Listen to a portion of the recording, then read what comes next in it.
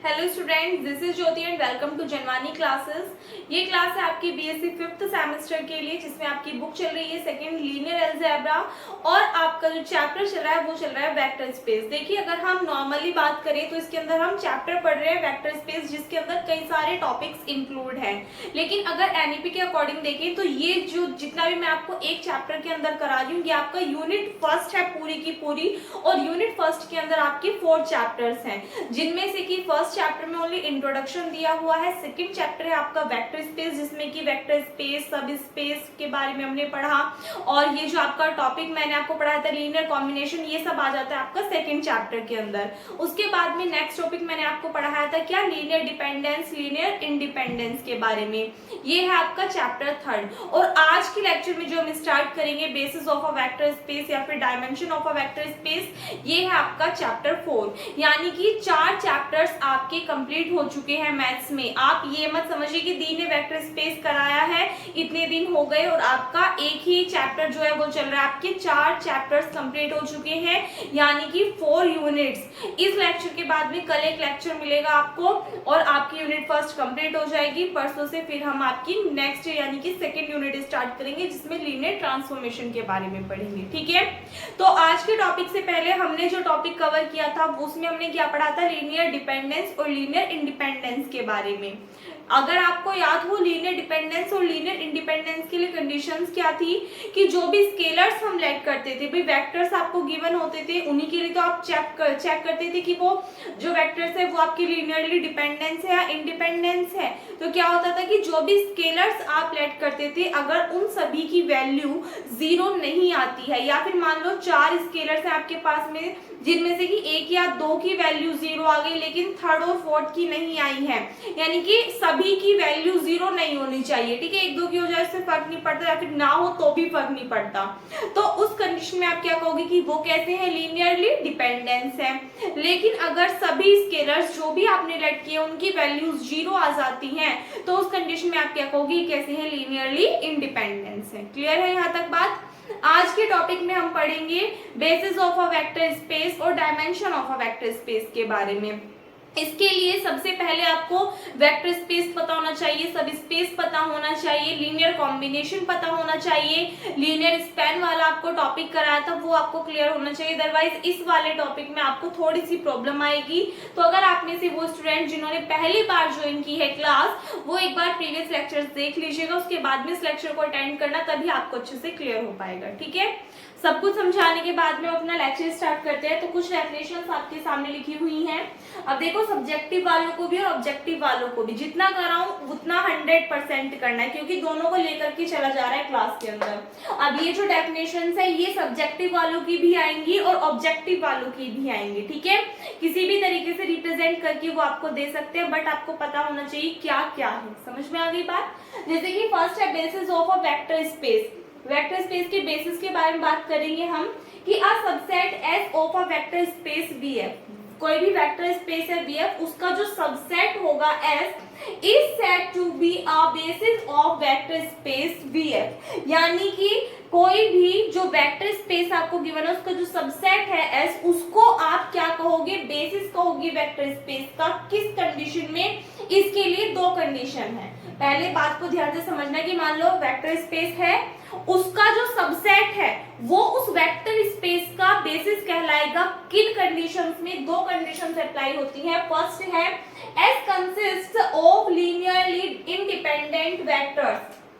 S consist of linearly independent vectors, यानी कि S जो है, जो भी S सबसेट है वो क्या होना चाहिए, लीनियरली इंडिपेंडेंट वेक्टर्स को कंसिस्ट करना चाहिए। अब आपको पता कैसे चलेगा कि जो वेक्टर्स हैं वो लीनियरली इंडिपेंडेंस है, नहीं।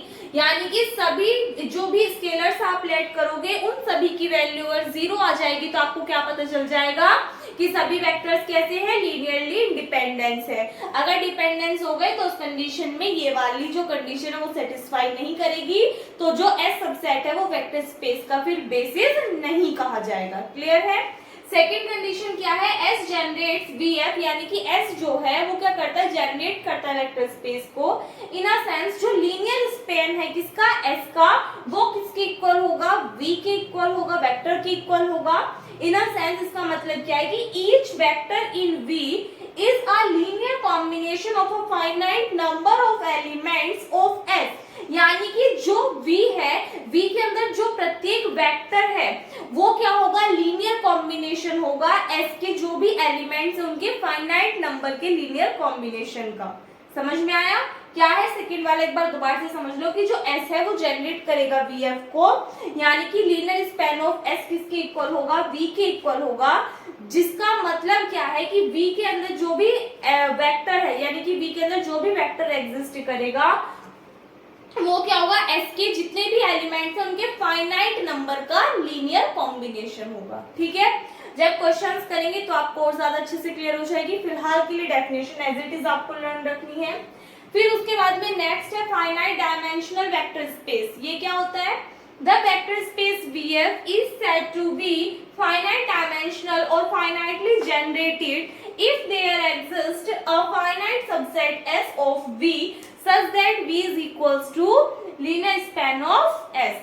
यानी कि जो वेक्टर स्पेस VF है उसको आप फाइनाइटली डायमेंशनल या फिर फाइनाइटली जनरेटेड बोल सकते हो। किस कंडीशन में? यदि वहां पे क्या एग्जिस्ट करे, जो S है finite subset S of V, यानी कि V का एक फाइनाइट सबसेट एग्जिस्ट करना चाहिए। यानी कि इसको आप किस फॉर्म में लिख सकते हो कि जो वेक्टर स्पेस V है वो किसके इक्वल होना चाहिए, लीनियर स्पैन ऑफ S के इक्वल आना चाहिए। ठीक है, सो आई होप दोनों जो डेफिनेशंस है वो आपको अच्छे से समझ में आ गई होंगी। कोई डाउट हो तो कमेंट सेक्शन में पूछ लीजिएगा। क्वेश्चंस करते हैं अपने, स्क्रीनशॉट लीजिए इसका। देखिएगा इसके बाद में दो थ्योरम्स और है, जिसमें से कि फर्स्ट थ्योरम है कि if VF is a finite dimensional vector space then any two basis of V have the same number of elements. दोनों थ्योरम्स के आपको ओनली स्टेटमेंट लर्न रखनी है, प्रूफ आपको नहीं करना है, ना ही सब्जेक्टिव वालों को ना ही ऑब्जेक्टिव वालों को। ठीक है, तो थ्योरम में आपसे क्या कहा है कि यदि जो VF है यानी कि जो वेक्टर स्पेस है वो कैसा हो, फाइनाइट डायमेंशनल वेक्टर स्पेस हो। फाइनाइट डायमेंशनल वेक्टर स्पेस क्या होगा वो भी मैं आपको जो आपकी डेफिनेशन थी उसमें बता चुकी हूँ। तो क्या कहा इन्होंने कि यदि VF फाइनाइट आपका फाइनाइट डायमेंशनल वेक्टर स्पेस हो तो तब जो कोई भी दो बेसिस हैं किसके, V के, वो क्या रखेंगे, सेम नंबर ऑफ एलिमेंट्स, यानी कि उसमें जितने भी एलिमेंट्स होंगे वो क्या होंगे, सेम होंगे। ठीक है, और सेकंड थ्योरम क्या है कि if W1 W2 are two subspaces of a finite dimensional vector space VF, यानी कि W1 W2 क्या है, कोई भी दो सब स्पेस है किसके, finite dimensional vector space VF के, तो उस कंडीशन में आपको टर्म क्या याद रखनी है, dimension of W1 plus W2 किसकी इक्वल होगी, dimension of W1 plus dimension of W2 minus dimension of W1 intersection W2 के। आपसे ऑब्जेक्टिव में किस तरीके से पूछेगा, आपको लाइन दी जाएगी लिखी हुई कि if W1 W2 are two subspaces of finite dimensional vector space VF then, फिर आपके सामने फोर ऑप्शंस होंगे, जैसे कि फर्स्ट मान लो यही वाला दे दिया, सेकंड में इसमें यहाँ पे प्लस दे दिया, यहाँ फिर उसके बाद में एक ऑप्शन में यहाँ पे माइनस दे दिया, क्या फिर आपको दोनों जगह माइनस दे दिया, दोनों जगह प्लस दे दिया, फिर नन ऑफ दिस। तो इस तरीके से करके आपको 3 से 4 ऑप्शन वो बना करके देंगे, आपको सही ऑप्शन जो है वो चूज करना है। तो सही क्या होगा, dimension of W1 plus dimension of W2 minus dimension of W1 intersection W2। याद रहेगा सबको? एक बार इनका स्क्रीनशॉट लो। अब करते हैं क्वेश्चंस। क्वेश्चन देखिएगा करेंगे, और ये आपका एग्जाम में पूछा हुआ क्वेश्चन है। क्या कहा है आपसे कि let V be the vector space of all 2x2 matrices over the field F। यानी कि मान लीजिए यदि V क्या है, वेक्टर स्पेस है किसका, 2x2 मैट्रिसेस का over the field F। So then prove that, आपको प्रूफ क्या करके दिखाना है कि V हैज डायमेंशन 4, यानी कि जो V है उसकी डायमेंशन क्या होगी, 4 होगी, by exhibiting a basis for V। यानी कि अगर इसमें क्या करे, कोई भी एक आप ये मान करके चलिए सबसेट मान लीजिए किसका, V का, तो वो क्या होगा, बेसिस होगा V का, विच हैज 4 एलिमेंट्स, जिसमें भी क्या होने चाहिए, 4 एलिमेंट्स एग्जिस्ट करने चाहिए। अब कोई भी मान लीजिए सेट है S, उसको बेसिस होने के लिए क्या क्या कंडीशंस बताई थी, जब मैंने आपको डेफिनेशन लिखाई थी basis of a vector space, तो उसमें मैंने आपको क्या बताया था कि मान लीजिए कोई भी एक क्या है, सबसेट है एस किसका, वेक्टर स्पेस वीएफ का, तो उसको आप बेसिस कहोगे किसका, वीएफ का। किस कंडीशन में, फर्स्ट क्या थी कि यदि वो कैसा हो, लीनियरली इंडिपेंडेंट, और सेकंड कंडीशन क्या थी कि यदि लीनियर स्पैन ऑफ एस किसके इक्वल हो, वी के। अगर ये दोनों कंडीशन सेटिस्फाई हो रही है तभी हम उसको वेक्टर स्पेस का क्या बोलेंगे, बेसिस बोलेंगे, अदरवाइज नहीं बोलेंगे। तो उन दोनों कंडीशंस को हमें क्या करना है, प्रूव करके चलना है। तो सबसे पहले अगर हम बात करें लीनियर इंडिपेंडेंस के लिए हमें क्या चाहिए, कोई भी 4 स्केलर्स चाहिए। जो आपको वेक्टर स्पेस दिया हुआ है वो क्या दिया हुआ है, 2x2 की मैट्रिसेस है। अब 2x2 की मैट्रिसेस से आपको क्लियर हो गया होगा, यानी कि क्या, उसमें 2 ही रो होनी चाहिए और 2 ही क्या होनी चाहिए, कॉलम्स होनी चाहिए। ठीक है, तो यानी कि जो एलिमेंट होने चाहिए मैट्रिक्स के अंदर वो कैसे एग्जिस्ट करने चाहिए, इस तरीके से। तो हम कोई भी 4 स्केलर्स मानेंगे इस फॉर्म में। तो क्या लिखोगे आप, लेट, मान लिया alpha is equals to, alpha के लिए क्या कर दो, यहाँ पे 1 रख दो, बाकी सभी एलिमेंट्स 0 रख लो। फिर नेक्स्ट ले लीजिए बीटा, ये सभी हम स्केलर्स मान रहे हैं, यहाँ पे क्या करो, अब इसको 0 रख दो, इसको 1 रख दो, क्योंकि हमसे 2x2 की मैट्रिक्स कही है। गामा क्या होगा, ये भी 0, ये भी 0, इसको 1 कर दो, इस बार इसको 0 कर दो। और लास्ट मान लीजिए डेल्टा, तो यहाँ पे भी क्या होगा, 0 0, ये भी 0, और इस बार ये वाला क्या कर दो, 1 कर दो। तो ये हमने क्या मान ली, कोई भी 4 स्केलर्स। तो क्या लिखोगे, let this B any scalars. ठीक है, अब इनके अकॉर्डिंग आपको क्या करना है, सॉल्व करना है, या फिर आप लिख सकते हो be any four elements in V. ठीक है, यानी कि किसके एलिमेंट्स है, वी के, वेक्टर के एलिमेंट्स है। ठीक है, अब यहाँ से हमें क्या करना है, आपको प्रूफ करना है कि कोई भी एक सेट मान लीजिए एस। तो क्या लिखोगे आप यहाँ पे कि लेट द सबसेट एस, जिसके अंदर एलिमेंट्स कौन कौन से होंगे, अल्फा, बीटा, गामा, डेल्टा। हमने मान ली कोई भी सबसेट है एस, तो ये कैसा होगा, लीनियरली इंडिपेंडेंट होगा, इज लीनियरली इंडिपेंडेंट इफ, किस कंडीशन में होगा, यदि हम क्या लिखें, सबसे पहले आपको स्केलर सेलेक्ट करने पड़ेंगे और वेक्टर्स। ठीक है, अच्छा एक सेकंड एक मिस्टेक कर दी मैं, यहाँ पे नहीं, ये वेक्टर्स है। ठीक है, be any vectors in V, क्योंकि स्केलर्स की तो हमें क्या निकालनी है, वैल्यू निकालनी है। यहाँ पे एक छोटी सी मिस्टेक हो गई, वो ये सभी हमने क्या माने हैं, वेक्टर्स माने हैं। बोला सही था, लिखा गलत गया, क्योंकि हमसे कहा गया है कि वी क्या है, वेक्टर स्पेस है, और ये किसका है, 2x2 मैट्रिसेस का है, और द फील्ड एफ। तो ये सभी हमने वेक्टर सेलेक्ट किए हैं इन मैट्रिसेस के अकॉर्डिंग। जो स्केलर्स हैं ए बी सी डी, जो भी आप मानोगे, देखो कितने वेक्टर्स हैं, 1 2 3 4, तो इनके अकॉर्डिंग जो स्केलर सेलेक्ट करोगे वो भी कितने मानोगे आप, 4 ही मानोगे। तो ए बी सी डी मान लो, या फिर A1 A2 A3 A4 मान लो, वो आप पे डिपेंड करता है। ठीक है, उससे कोई भी इफेक्ट नहीं पड़ेगा। तो इनके अकॉर्डिंग अगर हमने मान लिया कोई भी सबसेट है एस, तो वो लीनियरली इंडिपेंडेंट होगा। यहाँ पे चाहे आप लिख देना, the subset S of V is linearly independent if, condition कौन सी चलेगी, स्केलर, उसके बाद में फर्स्ट वेक्टर, प्लस उसके बाद में क्या लिखोगे, सेकंड स्केलर और second vector, plus third scalar और third vector, plus fourth scalar fourth vector. और इनको आप किसके इक्वल पुट करोगे, 0 वेक्टर के इक्वल पुट करोगे, किसके, 0 वेक्टर के। या तो थोड़ा डार्क करके रिप्रेजेंट कर दो इसको, किसी भी तरीके से कर सकते हो। यहाँ पे वैल्यूज पुट कीजिए, a इंटू अल्फा की वैल्यू क्या है, 1 0 0 0, प्लस b इंटू बीटा की वैल्यू क्या है, 0 1 0 0, प्लस c इंटू गामा की वैल्यू क्या है, 0 0 1 0। देखो बच्चा, ज्यादा क्वेश्चंस में इसलिए नहीं करा रही ताकि आप कंफ्यूज ना हो जाओ, तो इसलिए आपको हर एक टॉपिक के सेपरेट सेपरेट क्वेश्चंस करा रही हूँ, ताकि आपको हर एक चीज अच्छे से क्लियर हो। तो जो भी नए स्टूडेंट्स हैं वो एक बार प्रीवियस लेक्चर देख लेना, हर एक चीज क्लियर हो जाएगी। अब क्या करोगे इनके अंदर मल्टीप्लाई, तो देखो इसकी इसमें करोगे तो यहाँ से आपको क्या मिलेगा, a मिलेगा। ठीक है, उसके बाद में इसमें आप इसकी इसमें करके ऐड करोगे, इसकी इसमें करके ऐड करोगे, इसकी इसमें ऐड करोगे, तो यहाँ पे देखो ये भी 0, ये भी 0, ये टर्म भी 0, तो यहाँ पे तो सिर्फ आपके पास में a आएगा। फिर आप नेक्स्ट एलिमेंट के लिए देखोगे, a की 0 में करोगे 0, b की 1 में करोगे क्या मिलेगा, b मिलेगा। इसमें क्या ऐड करोगे, c की मल्टीप्लाई 0 में करोगे 0, d की 0 में करोगे ये भी 0। तो यहाँ पे तो सिर्फ बी बचा, क्योंकि बी में आप 0 को ऐड करोगे तो फिर भी बी ही मिलेगा। नेक्स्ट आइए, ए की 0 में करोगे 0, बी की 0 में करोगे 0, सी की 1 में करोगे तो सी आ जाएगा, बी के 0 में करोगे 0। अब फोर्थ के लिए देखिए, ये भी 0, ये भी 0, ये भी 0, डी की 1 में मल्टीप्लाई करोगे क्या मिलेगा, डी। तो this term is equals to 0 vector. अब ये वाली साइड इस फॉर्म में आई है, तो इसको हम किस तरीके से लिख सकते हैं, इस तरीके से लिख सकते हैं, नहीं लिख सकते 0 वेक्टर को, कोई इफेक्ट थोड़ी पड़ेगा। तो यहाँ पे आपने देखा हैंस, यहाँ पे हमने क्या देखा, ए भी 0 के इक्वल आ गया, बी की वैल्यू भी 0 है, सी की वैल्यू भी 0 है और डी की वैल्यू भी 0 है। तो अगर ये सभी वैल्यू 0 है तो सीधी सी बात है कि एस जो है वो कैसा होगा, लीनियरली इंडिपेंडेंट होगा। तो फर्स्ट कंडीशन तो सेटिस्फाई हो गई।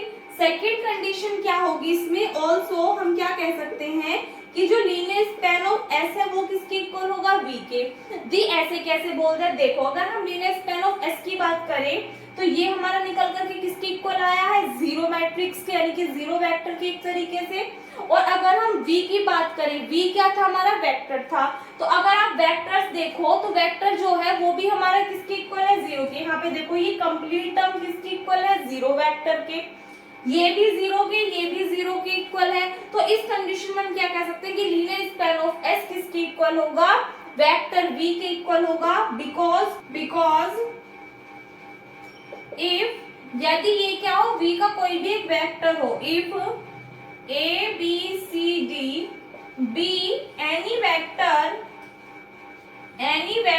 in v, then we can write, तो हम इसको किस तरीके से लिख सकते हैं भाई, यहाँ से देखो ये भी 0 के इक्वल, ये भी 0 के इक्वल, तो हम इसको इसके इक्वल पुट कर सकते हैं। So we can write it, किस फॉर्म में लिख सकते हैं, a b c d is equals to a alpha plus b beta plus c gamma plus d delta के इक्वल। क्लियर है इतनी बात। तो यहाँ से हमने देखा दोनों साइड इक्वल आ रही है, तो आप क्या लिखोगे, लास्ट में एक लाइन यहाँ पे ऐड कर देना, क्या कि hence v has dimension 4, यानी कि जो v है उसकी डायमेंशन क्या होगी, 4। क्योंकि यहाँ पे देखो ये हमने कोई भी एक एलिमेंट माना जो कि किसके अंदर है, v के अंदर। इसके अंदर कितने एलिमेंट्स है, 1 2 3 4। तो इसकी जो डायमेंशन होगी v की वो क्या होगी, 4 होगी, by exhibiting a basis for v which has 4 elements, जिसमें से कि जो हमने सबसेट रिलेट किया था s, उसके अंदर भी कितने एलिमेंट्स है, टोटल 4 एलिमेंट्स है। क्लियर है। तो इसी के साथ में क्वेश्चन कंप्लीट होता है। आई होप आपको क्लियर हो गया होगा। नेक्स्ट क्वेश्चन करेंगे, इसका स्क्रीनशॉट लीजिए। नेक्स्ट क्वेश्चन देखिएगा, आपके सामने लिखा हुआ है और इस टाइप के क्वेश्चन को ध्यान से समझना। वैसे तो आपको ये बहुत इजी लगेगा बिकॉज इस टाइप का क्वेश्चन मैंने आपको कराया हुआ है, बट सेम इसी के बेस पे फिर 2 क्वेश्चंस आपको होमवर्क से करने के लिए दिए जाएंगे। तो सारा फोकस अपना यहीं पे रखना है ताकि ये क्वेश्चन में आपको हर एक चीज जो है वो अच्छे से क्लियर हो जाए। सेम इसमें भी वही करना है आपको। आपसे क्या कहेगी, show that the vectors these form a basis of R cube, यानी कि जो वेक्टर्स है ये क्या बनाते हैं, बेसिस बनाते हैं किसका, आर क्यूब का। तो ये चीज हमें क्या करनी है, इसमें शो करके दिखानी है। अब देखो बेसिस के लिए आपको कंडीशन क्या बताई थी मैंने, कि जो भी सबसेट है वो कैसा होना चाहिए, लीनियरली इंडिपेंडेंट होना चाहिए, यानी कि जो भी स्केलर्स है उनकी वैल्यूज क्या आनी चाहिए, 0। वेक्टर्स आपको ऑलरेडी गिवन है, स्केलर्स सेलेक्ट कीजिए, कंडीशन लगाइए, एबीसी की वैल्यू निकालिए, उसके थ्रू पता कीजिए लीनियरली इंडिपेंडेंट है या डिपेंडेंट है। करा देती हूँ, कोई भी स्टूडेंट अगर नया जुड़ा होगा तो 2 बार से समझ में आ जाएगा आपको। तो देखो सबसे पहले आप क्या करोगे कि लेट, कितने वेक्टर्स गिवन है, 3 वेक्टर्स गिवन है, तो इसमें 3 ही स्केलर्स आपको लेट करने पड़ेंगे। तो लिख लीजिए let A B C be any scalars, then the set S is linearly independent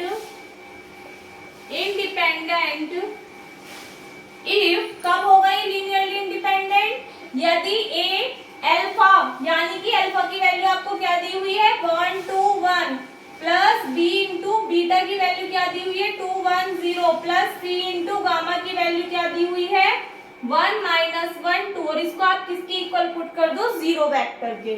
solve कीजिए, a की मल्टीप्लाई 1 में करोगे a, b के 2 में करोगे 2b, c की 1 में करोगे c, ये एक टर्म हो गई। फिर 2 की a में करोगे 2a, b की 1 में करोगे b, c की -1 में करोगे कितना आएगा -c, a की 1 में करोगे a आ जाएगा, b की 0 में करोगे तो ये टर्म तो 0, c की 2 में करोगे तो कितना आएगा 2c is equals to 0 vector. अब यहाँ से देखो ये हमारा 0 वेक्टर है, इधर टर्म्स कितनी आई है आपके पास में 3, तो इसको हम किस फॉर्म में लिख सकते हैं 0, 0, 0 की फॉर्म में।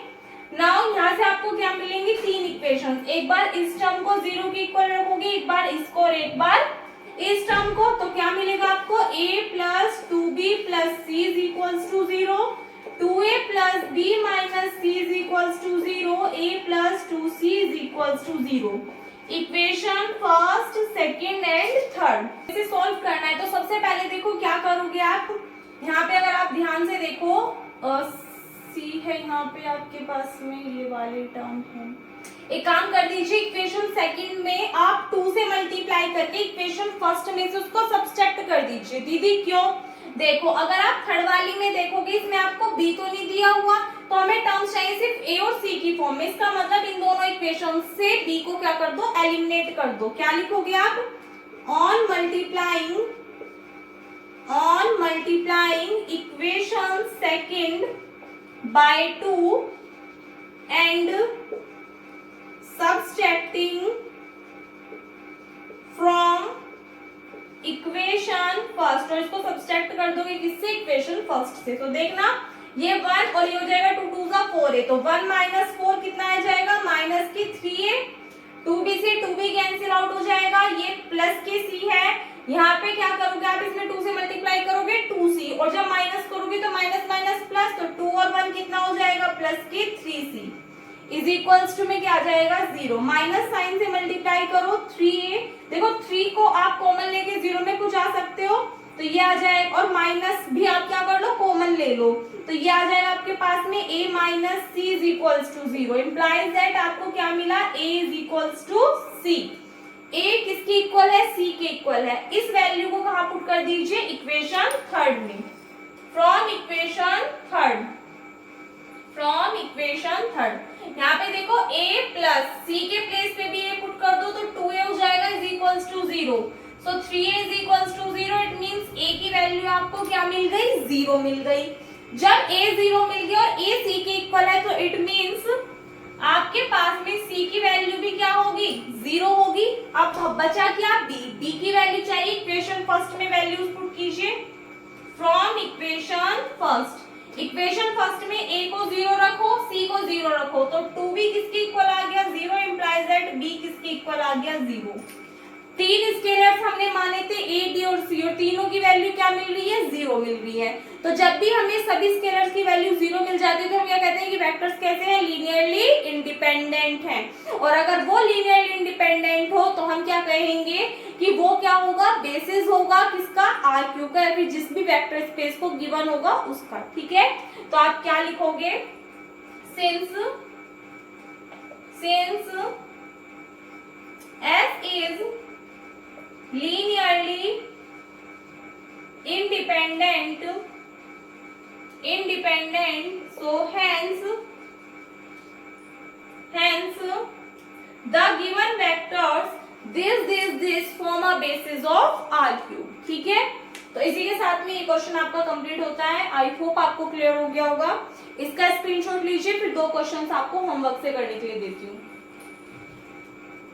यहीं पे लिखी हूँ मैं क्वेश्चंस, देखो इसी में ही चेंज कर देना, ये जो क्वेश्चन लिखा हुआ है ना आपके सामने इसी में चेंज करना, बस इन वेक्टर्स की जगह एक जो नेक्स्ट क्वेश्चन होगा उसमें तो आप ये वाले वेक्टर्स लिखना 1 2 1 2 9 0 3 3 4, और ये जो क्वेश्चन है ना ये आपके आए हुए हैं प्रीवियस ईयर में और इम्पोर्टेंट भी है। और एक क्वेश्चन है आपका 1 0 -1, नेक्स्ट है 1 2 1, और थर्ड है 0 -3 2। ठीक है, बस वेक्टर्स चेंज कर दिए तो क्वेश्चन दोनों सोल्व कर लोगे। बाकी क्वेश्चन यही है कि आपको शो करके दिखाना है कि ये जो वेक्टर्स हैं क्या बनाते हैं, बेसिस बनाते हो RQ का। सो ये दोनों क्वेश्चन होमवर्क से हैं, ना हो तो आप कमेंट सेक्शन में बता देना, मैं नेक्स्ट लेक्चर में करा दूंगी, बट कोशिश करने की अच्छे से कर लो क्योंकि कई सारे क्वेश्चंस आपको इस पे बेस्ड मैंने करा दिए हैं। ठीक है, सो इस वीडियो में बस इतना ही। आई होप आपको वीडियो अच्छी लगी हो। वीडियो अच्छी लगी तो वीडियो को लाइक कर देना, अपने फ्रेंड्स के साथ में शेयर कर देना। अगर आप चैनल पर नए हो या फिर अब तक आपने चैनल को सब्सक्राइब नहीं किया तो प्लीज चैनल को सब्सक्राइब करके साथ में नोटिफिकेशन बेल को भी ऑन कर लीजिएगा, ताकि आने वाली सभी वीडियोस के नोटिफिकेशन आपको टाइम पर मिलते रहें। मिलते हैं नेक्स्ट वीडियो में। Thanks for watching.